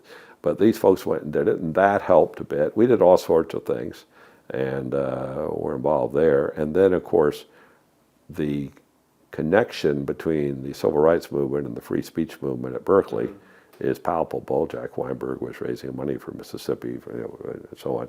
We very much joined that effort and became deeply involved in those struggles. Sometime later, we became involved, a number of us, in the campaign of James Jones, who was the first African-American male to be elected to the Board of Education, Julian Nava campaign, which led into the Tom Bradley campaigns. Right. After the death, and I met my first wife, who lost to cancer some years ago, in the campaign of the late Senator Robert F. Kennedy. We were very involved in that. We ran into John Lewis some, and were deeply involved in those efforts.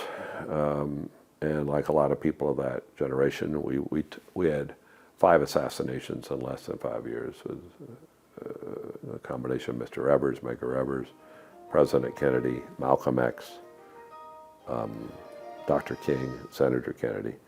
I'm not suggesting there's a unified conspiracy, though I'm confident there was a conspiracy to kill Dr. King. Clearly, to me, James Earl Ray never could have done that. Logistically, the things he did without a lot of support, logistics, finance, other things. And then, to wrap up, we were for Councilman Tom Bradley for mayor, I think before he was. He saw the data from the Kennedy campaign and saw we played a big role in this. We were able to get a larger turnout of African American voters and Latino voters, partly with the help of the farm workers. And Mayor Bradley looked at that and realized that in a city that's 13 or 14% black, that you could get a turnout that might be 18 or 19% with the right candidate. Right. We had shown it in the '68 campaign, and standing on the shoulders of that. He realized he could make a plausible campaign for mayor. He did. Lost the first time. We came back and won it the second time. I went on to be assistant and associate dean of student activities at UCLA. I'm not under the Hatch Act. I remain very involved in politics and movements, often very close to the farm worker effort, and then the boycotts and so on and so forth. I was a member of the LA Community College Board for 2 terms. Played a role in getting the Labor Studies Center established there, for example. Went on and was elected 4 terms as Los Angeles City Controller. Right. And some of the fights we were engaged in were taking the mandate of that office fairly broadly. One of them was to be able to lead the way to get an ordinance passed to prohibit discrimination in the Jonathan Club, the California Club, Hillcrest Country Club. Yeah, I remember those restrictions from my childhood. It's now illegal and punitive damages, big time. And it was my privilege to play the lead role in that, and Council Member Joy Pike has led the fight. Yeah. You fight these battles wherever you can. I took it seriously, and the argument is for why the controller would be involved, is you can't kid me. Major decisions at the big time level are made with people who get acquainted informally and make the deal, and other people do the paperwork. They're done by people who have a chance to get to know each other and their families. For example, the model in embryo was my fraternity and that fight. There's a connection. And the biracial councils that got established in places like Savannah and so on. And there are times when you have to push. I'm an affable man. I can also be pretty tough. And we pushed it hard. And some of my friends who were in these clubs didn't like it and aren't my friends. Others are now grateful because the involvement of successful business women, Latinos, blacks, Asian Americans, people who are Jewish, other backgrounds, has helped sustain these clubs in some tough economic times here in Los Angeles. In addition to that, I became involved in the anti-apartheid fight as controller, and one of the things I did is played a role. Zev Yaroslavsky played a huge role in this. Councilman Bob Farrell, Mayor Bradley, was we got and Just pause for a second. okay, darling. Okay, we're rolling. Right, Jonathan Club. And another battle we got involved with, there are plenty of other things to do in the controller's office besides these fights, but when it's important to do it. And I won in 1985, and as I mentioned, served 4 terms. Well, in that first term, we also were engaged in the battle to, it turned out to be successful, by the way, to get the city of Los Angeles to divest from any companies that were doing business in South Africa. I had been told reliably by a number of people that some of the companies either lied or choose not to know if they had ties there. And so standing on the shoulders of the civil rights experience is nothing like an affidavit. And so I think my contribution was, and I want to give credit to the council. Zev Yaroslavsky was chairman of the finance committee, Bob Farrell, who'd been a freedom rider, helped lead the way, Mayor Bradley and others. But I think the affidavit helped because that's a no-kidding proposition. Is Tom Hayden around then? He was in Los Angeles, but not on the council. Right. He had been elected to the state legislature, Right. and had gone on. He had been elected in the 70s. And was in the state assembly and state senate. Civil rights veterans that Oh, sure, were around in LA. he's around. Oh, yeah, we had, and then we got involved in some redlining battles, where you have your chance to get involved in those things is when banks merge. There's a point where, in terms of disclosure, you can learn a lot about their activities and so on. We got very much involved in those, and these struggles go on as something we discussed just as we began our interview this weekend. Rebecca and I, tonight as a matter of fact, fly to Sacramento to the State Democratic Party meeting where one of the things we'll be bringing up, and hopefully the Resolutions Committee will support us in doing this, is a resolution from the California Democratic Party which calls on the United States Supreme Court not to reverse the 1965 Voting Rights Act, which I regard as an absolutely crucial part of the 2 great civil rights acts, and particularly the part having to do with federal preclearance. My own view is we need more time under the auspices of that act to guarantee the rights of all Americans to be able to vote in those particular states. So these battles in various ways go on. Yeah, that's exactly what I was just going to say. So here we are documenting the civil rights movement, and you're still, we're looking at still fighting this. We're fighting that fight, and also one of the things that happened is that battle, not surprised about it, it flowed very naturally, and I think I'm speaking in nothing particularly unique, a wide consensus on this. We could see it at the time, and that it would open up other rights and be their rights of issues of gender equity, rights for gay, lesbian, and transgender Americans. In fact, we were careful to put it on the floor of the council, my support, that on the desegregation of the large so-called private clubs in Los Angeles would include people regardless of sexual orientation, as well as gender issues and race and so on. And so anyway, the battle, the struggles go on. Well, let me just thank you very much again thank you. For being part of this project and for your work. Well, thank you. Yeah. Thank you. Thanks for all you're doing. And I'm looking forward to reading your book on Western Mass, The next one, what yeah. happened. And, Okay. This has been a presentation of the Library of Congress and the Smithsonian National Museum of African American History and Culture.